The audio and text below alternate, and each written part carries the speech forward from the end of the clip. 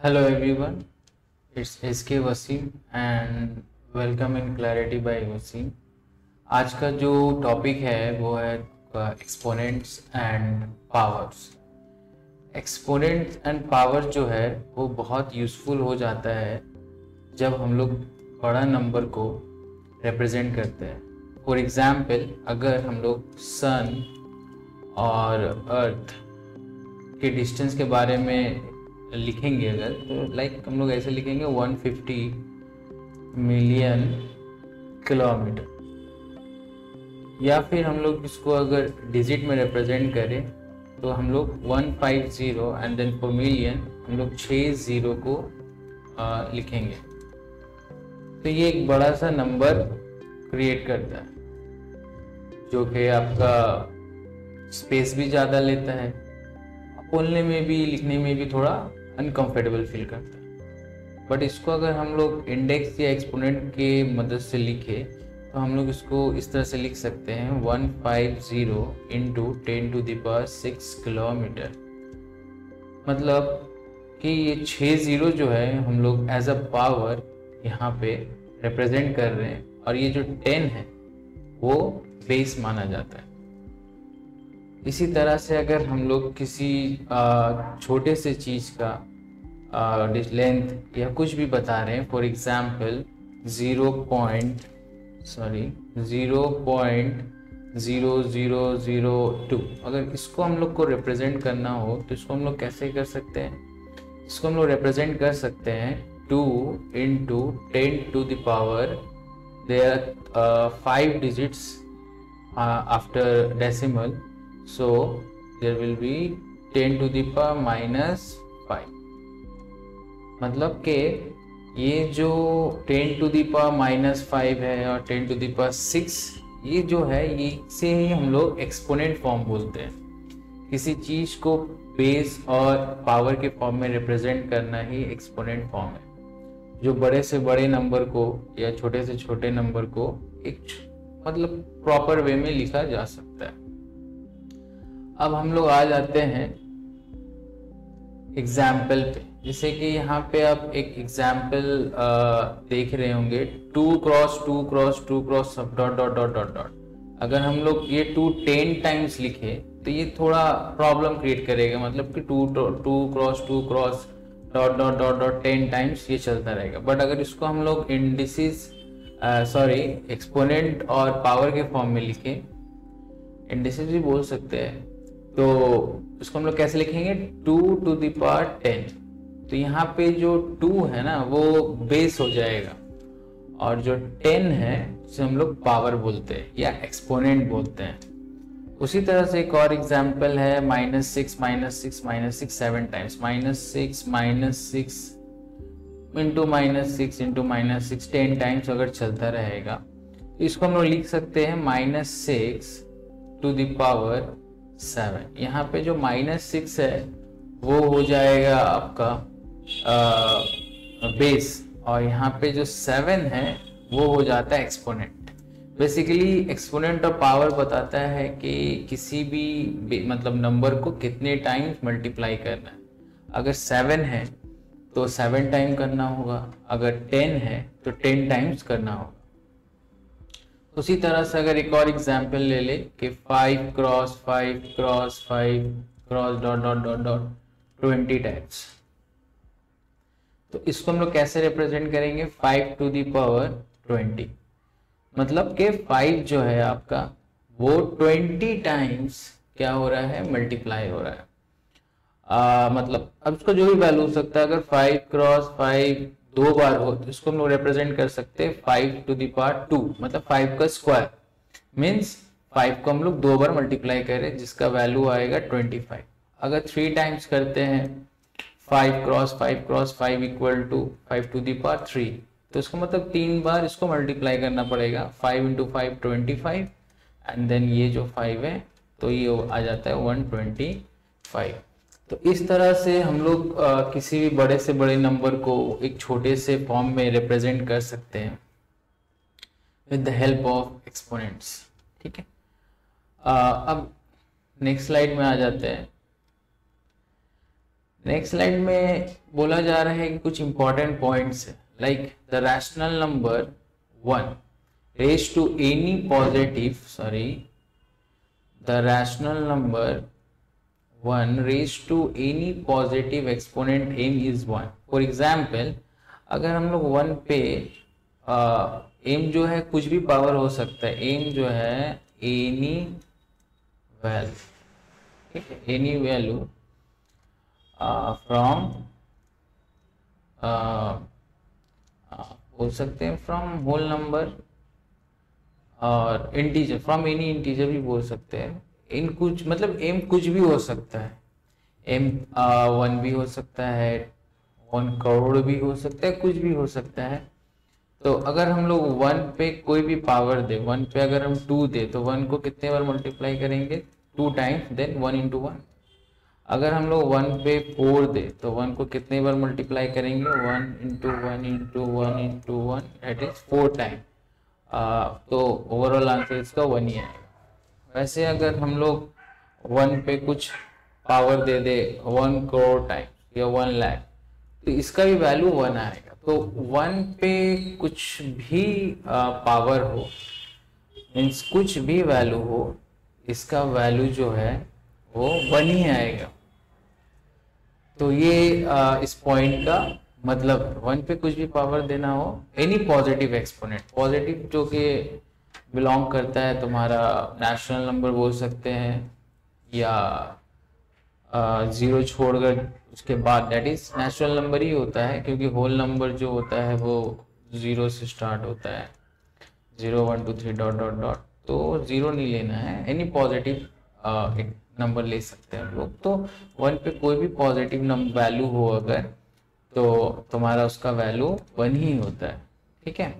यहाँ पे हम बोल दिए थे कि any value from whole number, but वहाँ पे 0 नहीं ले सकते, 0 नहीं ले सकते, 0 छोड़कर कोई भी पॉजिटिव वैल्यू ले सकते जिसका वैल्यू ओवरऑल 1 ही आएगा। देन नेक्स्ट हम लोग जाते हैं नेक्स्ट पॉइंट पे। नेक्स्ट पॉइंट में ये बोला जा रहा है कि any rational number that is -1 raise to any exponent gives 1 -1 for even when m is even, means -1 to the power m is equal to 1 when m is equal to even, when m is equal to when m is equal to even, and it will be -1 when m is equal to odd। चलो इसको example से समझ लेते हैं। Example से समझते हैं कि अगर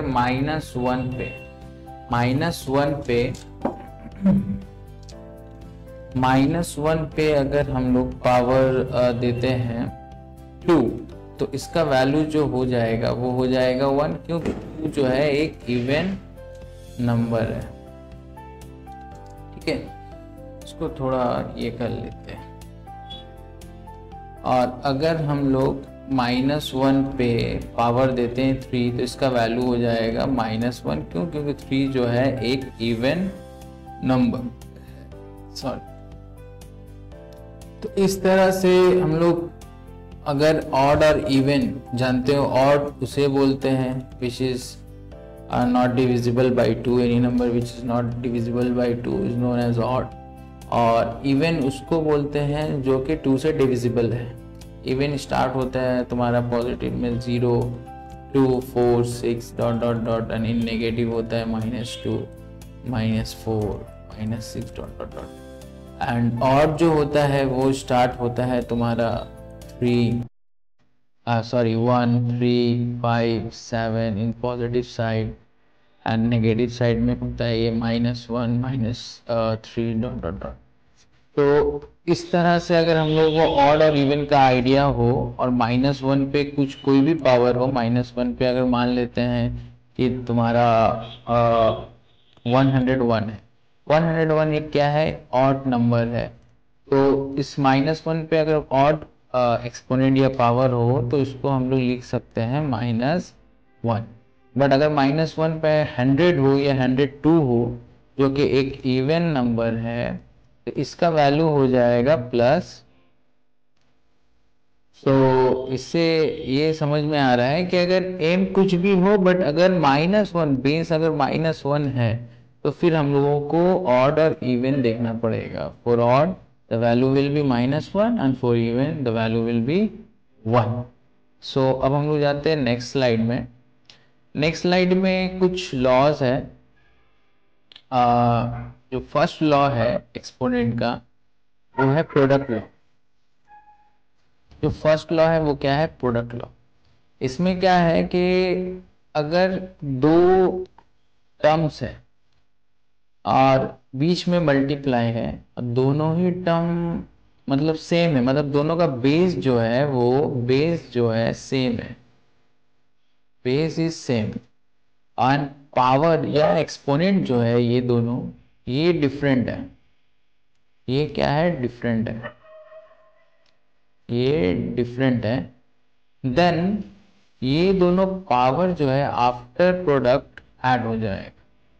सिंपल सा कॉन्सेप्ट है कि अगर मान लेते हैं, एग्जाम्पल ले लेते हैं, अगर 3⁵ है क्रॉस 3⁻7 है, अगर बेस सेम है तो हम लोग क्या करेंगे? सिंपल ये दोनों जो पावर है ये दोनों ऐड कर देंगे। Like 5 + 7 is equal to 3⁵5 + 7 is 12, then the value will be 3⁻12। एक और एग्जाम्पल ले लेते हैं कि अगर मान लेते हैं कि एक बेस है 2 पे पावर है -3 क्रॉस एंड ये है आपका 5, देन द वैल्यू क्या हो जाएगा? 2⁻³ ब्रैकेट में ले लेते हैं +5, एंड -3 + 5 क्या होता है? माइनस प्लस माइनस, देन 5 से 3 माइनस करेंगे जो कि आएगा 2।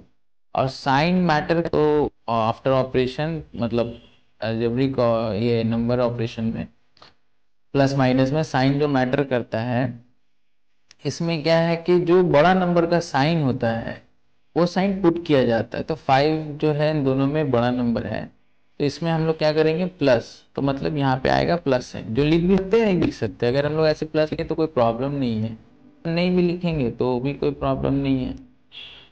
तो ये हो जाएगा 5 - 3 that is 2 and the sign is plus, तो वैल्यू आ जाता है 2⁻12।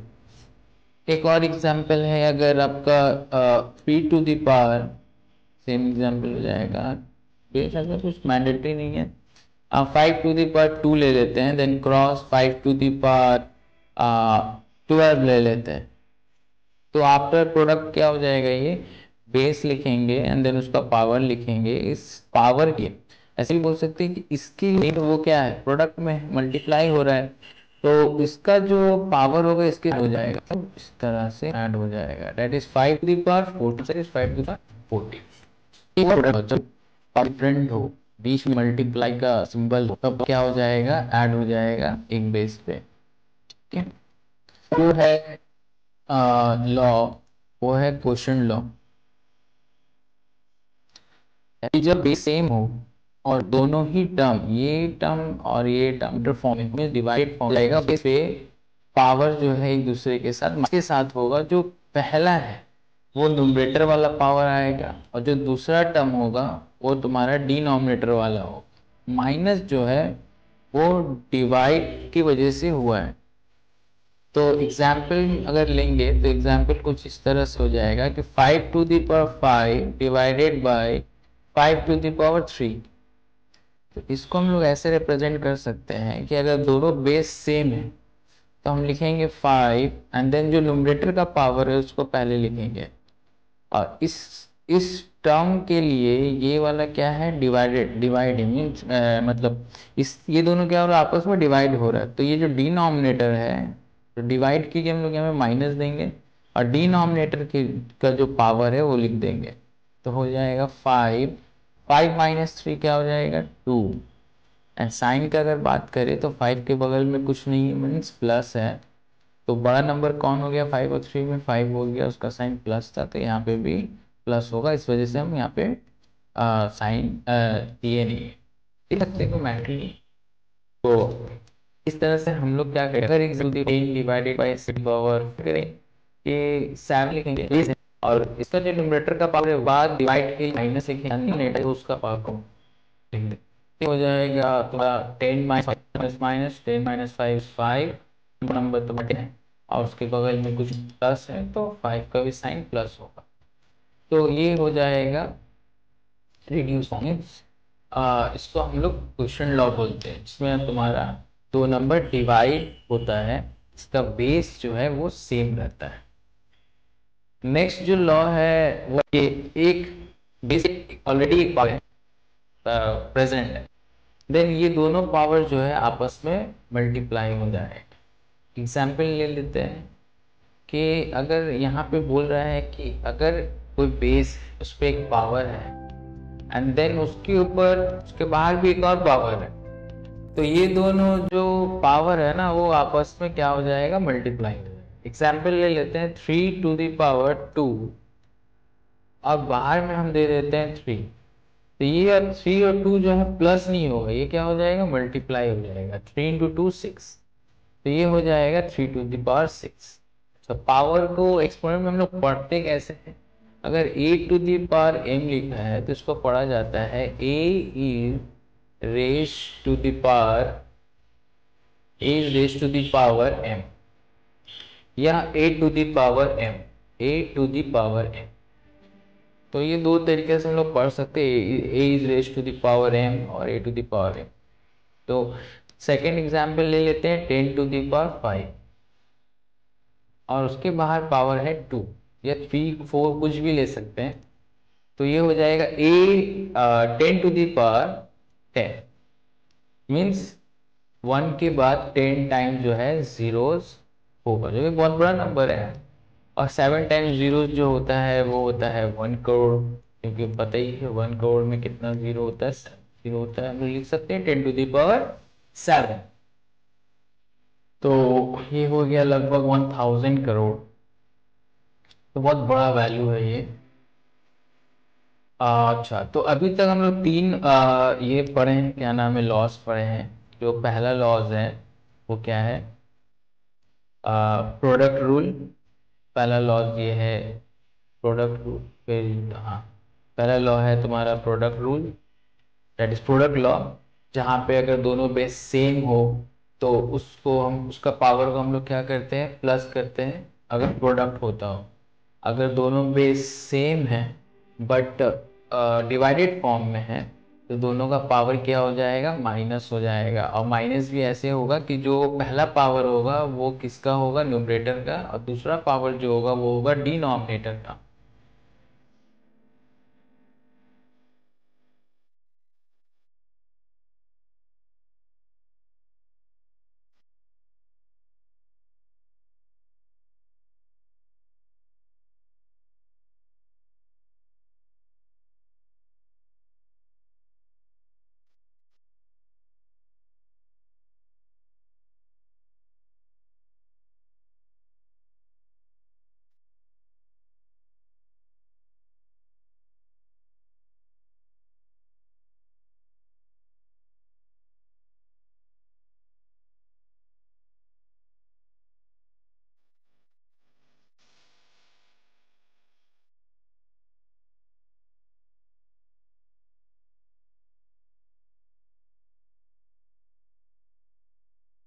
उसके बाद नेक्स्ट आते हैं हम लोग पावर ऑफ अ पावर। अगर किसी भी बेस पे ऑलरेडी एक पावर है और उसके बाहर भी एक पावर है तो ये दोनों पावर जो है आपस में क्या हो जाएगा, प्रोडक्ट हो जाएगा। एग्जाम्पल के तौर पे था 10 टू दी पावर 5 और बाहर में है तुम्हारा 2, तो ये दोनों जो है 5 और 2 जो है आपस में मल्टीप्लाई होकर हो जाएगा 10, तो बन जाएगा value 10 to the power 10। Next जो लॉज है वो लॉ जो है वो है तुम्हारा पावर ऑफ अ प्रोडक्ट। अगर मान लेते हैं कि अभी दो टर्म जो है, दो मतलब वेरिएबल्स है और दोनों का पावर सेम है, common power, that is in, तो हम लोग क्या करेंगे, अगर प्रोडक्ट है तो दोनों को सेम पावर देकर मल्टीप्लाई कर देंगे, सिंपल है। एग्जाम्पल अगर लेंगे तो क्या हो जाएगा, 7 अच्छा एक और एग्जाम्पल ले लेते हैं। एक एग्जाम्पल ले लेते हैं 42, नहीं, एक एग्जाम्पल ले लेते हैं 15 टू द पावर 3। तो सबसे पहले हम लोग 15 को कैसे ब्रेक कर सकते हैं, 15 को हम लोग ब्रेक कर सकते हैं 5 × 3, और उस पे पावर आ जाता है 3। तो 3 जो है दोनों के लिए कॉमन पावर है, तो हम लोग इसको ऐसे लिखेंगे 5 to the power 3 and 3 to the power 3। Means ये जो 3 है जो कि दोनों की कॉमन पावर था, मीन जो बाहर में था, मतलब ब्रैकेट के बाहर में था, तो वो इन दोनों को सेम सेम मिल जाएगा, इक्वल इक्वल मिल जाएगा। और ये जो मल्टीप्लाई का सिंबल है ये कहाँ से आया है, वो यहाँ से आया। अंदर में मल्टीप्लाई फॉर्म में था, मतलब प्रोडक्ट फॉर्म में था, तो इसलिए जब बाहर निकला तो वो भी प्रोडक्ट फॉर्म में ही रहेगा। तो आंसर क्या हो जाएगा 15 टू द पावर 3 का। 15 टू द पावर 3 को कैसे रिप्रेजेंट कर सकते हैं, 5 to the power 3 into 3 to the power 3। इसी तरह से एक और एग्जाम्पल ले लेते हैं,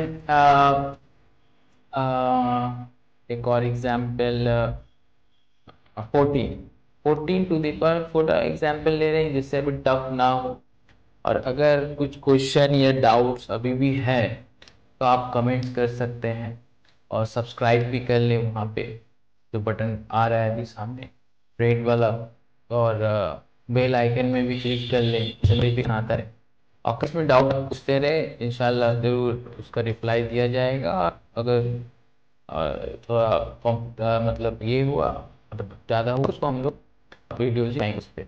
तो फिलहाल आते हैं 14 टू द पावर 2, मतलब 14 स्क्वायर वीडियो है, तो थोड़ा ऊपर नीचे हो सकता है, बट स्मूथली ले जाने की कोशिश करेंगे। तो 14 टू द पावर 2 में क्या है, to the power 2 into power 2, उसको हम सेट किया 2 टू द पावर 2 ये जो कॉमन पावर है ये 7 को भी मिला और 2 को भी मिला, और जो प्रोडक्ट था वो सिंपल प्रोडक्ट रह गया। तो इस तरह से एक और लॉ जो है आपका कंप्लीट होता है, वो है power of a power.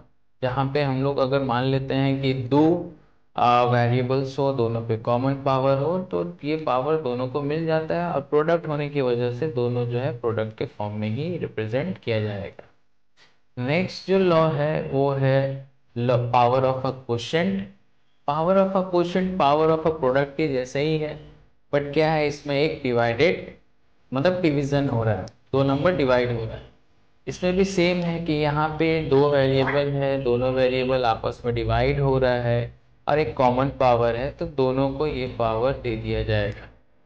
Means a to the power n divided by b to the power n। Example के फॉर्म में अगर बात करें तो एक नंबर ले लेते हैं 7/3 in bracket 7/3 to the power 4। इसको हम लोग कैसे रिप्रेजेंट करेंगे, इसको हम लोग रिप्रेजेंट करेंगे 7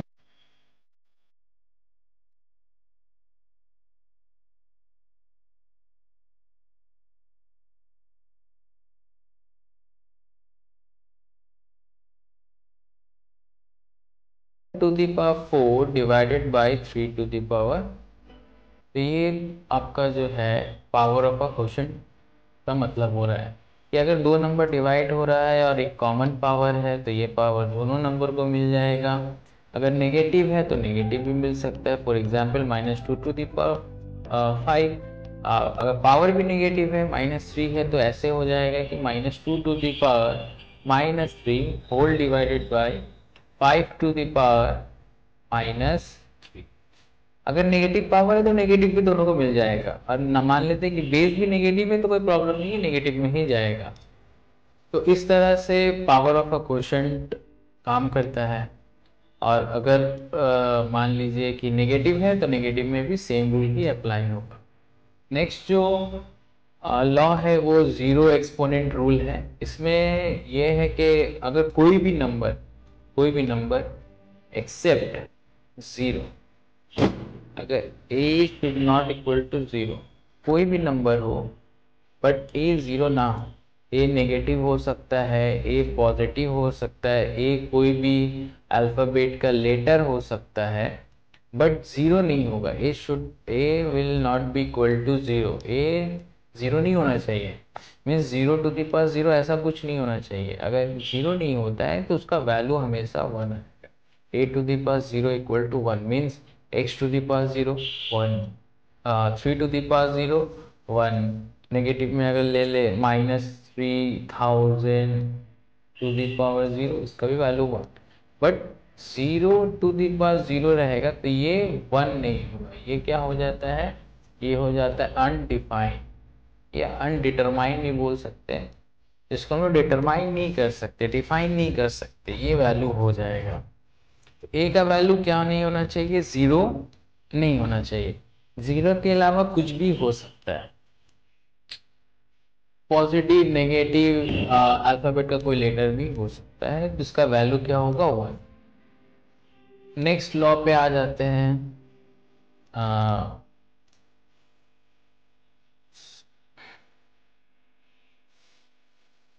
नेक्स्ट लॉ जो है वो क्या था, जीरो रूल ना। नेक्स्ट लॉ हो जाएगा negative exponent rule. Negative exponent rule में बताया जा रहा है कि अगर ए टू द पावर माइनस है, मतलब कोई भी बेस पे पावर नेगेटिव है और हम लोगों को ऐसा नीड है कि वो पॉजिटिव हो, मीन्स जो पावर हो वो पॉजिटिव हो, ये हम लोगों का अगर नीड है, या हम लोग को पॉजिटिव चाहिए, साइन चेंज करना हो, नेगेटिव को पॉजिटिव, मतलब नेगेटिव पावर को पॉजिटिव, पॉजिटिव पावर को सॉरी नेगेटिव, ये अगर करना है तो हम लोगों को क्या करना है, सिंपल वन से इसको डिवाइड कर दें। तो A to the power minus M हो जाएगा at one divided by A to the power M. मतलब माइनस जो साइन है वो प्लस हो जाएगा, पावर सेम रहेगा बट माइनस साइन जो है वो प्लस हो जाएगा तब जब हम लोग वन से उस बेस को डिवाइड कर देंगे। अगर मान लेते हैं कि 3 टू दी पावर -5 और हम लोग ऐसा नीड है कि हम लोग को +5 चाहिए, मतलब पॉजिटिव पावर चाहिए, तो सिंपल क्या करना है, वन को डिवाइड कर, one divided by 3 to the power 5 लिख देना है। मतलब पावर तो रहेगा, बेस भी सेम रहेगा, बट माइनस जो है वो प्लस में कन्वर्ट हो जाएगा। अगर पॉजिटिव वैल्यू है 3 टू द पावर 5, इसको अगर वन से डिवाइड करेंगे तो क्या होगा, इसको अगर वन से डिवाइड करेंगे तो ये नेगेटिव हो जाएगा। मीन्स पावर का जो साइन है ना वो वन से डिवाइड करने के बाद क्या होता है, चेंज हो जाता है।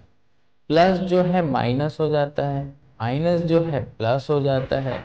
वो जब हम लोग मैथ सॉल्व करेंगे या फिजिक्स सॉल्व करेंगे उस वक्त अगर नीड होता है देन ये वाला जो लॉ है उसको हम लोग यूज कर सकते हैं। एक और एग्जांपल ले लेंगे, 11 टू द पावर -5। इसको हम लोग कैसे लिख सकते हैं, 1 divided by 11 to the power 5। क्या लिख सकते हैं, 11 to the power 5, 11 to the power 5। तो माइनस जो है प्लस हो गया। और अगर चाहेंगे कि भाई पॉजिटिव को नेगेटिव कर दे तो ये भी कर सकते हैं। ये कैसे कर सकते हैं, यहाँ पे हम लोग क्या करेंगे, मतलब पॉजिटिव को नेगेटिव अगर करना हो तो ऐसे लिख सकते हैं कि 3 to the power 5 is equal to क्या हो जाएगा, 1 divided by 3 to the power -5। तो 1 से जब भी डिवाइड करेंगे तो बेस का जो पावर है या एक्सपोनेंट है वो साइन अपना चेंज कर लेता है, नेगेटिव पॉजिटिव हो जाता है, पॉजिटिव नेगेटिव हो जाता है। अब आते हैं नेक्स्ट स्लाइड पे, वो है एक्सपोनेंट विद बेसिस 10। जितना भी बड़ा नंबर हो, जो हम लोग बिगनिंग में भी हम क्लास के बिगनिंग में बताएं कि 150, ये 150 मिलियन क्या था हमारा, किलोमीटर, मतलब अर्थ और सन के बीच के डिस्टेंस। इसको हम लोग कैसे लिख सकते हैं, इसको हम लोग लिख सकते हैं 150 एंड देन 6 टाइम्स 0, 1 2 3 4 5 6। ये जो 7 0 आया है जिसका मतलब होता है 15 करोड़, 15 करोड़ किलोमीटर। इसको वर्ड में हम लोग लिख सकते हैं, इसको हम लोग वर्ड में लिख सकते हैं, इसको हम लोग करोड़ को वर्ड में भी लिख सकते हैं 15 करोड़।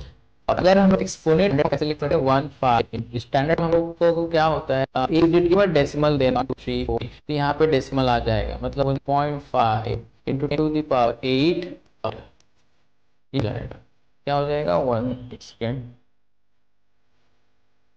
ये हो जाएगा 1/5 कर रहे हैं 1/5 इंटू 10⁸ जो स्टैंडर्ड फॉर्म एक्सपोनेंट को मतलब किसी भी नंबर को या किसी बड़े से बड़े छोटे से छोटे नंबर को हम लोग एक्सपोनेंट में स्टैंडर्ड फॉर्म में रिप्रेजेंट कर रहे हैं बट ऐसा नहीं हम लोग ऐसा नहीं लिख सकते क्या 15 to 10⁻7 ये भी करेक्ट है ये भी करेक्ट है वो भी करेक्ट है वो स्टैंडर्ड फॉर्म हो गया स्टैंडर्ड फॉर्म में क्या होता है कि हम लोग एक डिजिट के बाद लेफ्ट साइड से राइट की तरफ एक डिजिट के बाद डेसिमल पुट करते हैं उसके बाद जो भी यहाँ पे है उसको हम लोग क्या करते हैं एक्सपोनेंट फॉर्म में रिप्रेजेंट करते हैं अगर मान लेते हैं कि एक वैल्यू है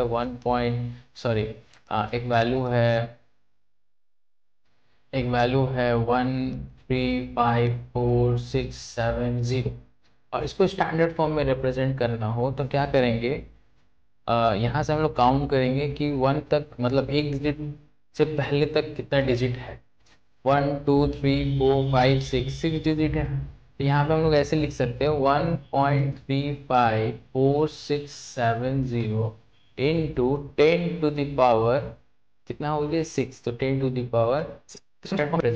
भी किया जा सकता है नहीं 2 हो 3 हो तो जो कि फिजिक्स में केमिस्ट्री में मैथ में बहुत तो आज के लिए इतना ही है और नेक्स्ट क्लास में नेक्स्ट वीडियो में हम लोग पढ़ेंगे एग्जाम्पल्स एंड एक्सरसाइज करेंगे with the help of laws of exponents और तब तक के लिए आप लोग प्रैक्टिस करें और सब्सक्राइब बटन पे क्लिक कर लें बेल जो आइकन है उस पर क्लिक कर लें जिससे नोटिफिकेशन मिलता रहे ओके बाय बाय।